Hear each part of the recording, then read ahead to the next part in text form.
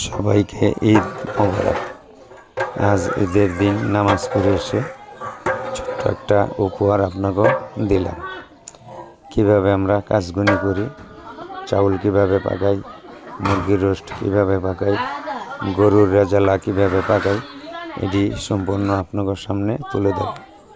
জর্দা, মাসকলির ডাল, সাদা ভাত, বিভিন্ন ধরনের আইটেম আঙ্গ রানীগঞ্জের মধ্যে ইনশাল্লাহ করে থাকি।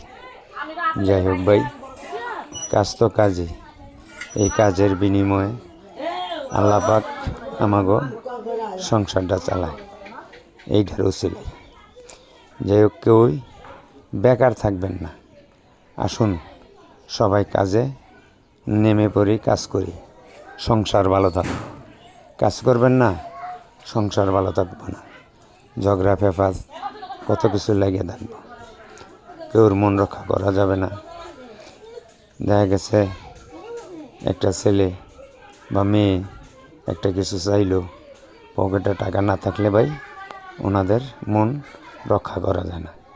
তো দ্রুপ এরকমই আত্মীয় স্বজন যত কিছুই করেন, এইগুলো জর্দা কীভাবে পারে, যত কিছুই করেন, কেউই কারো পাশে থাকবে না টাকা না থাকলে।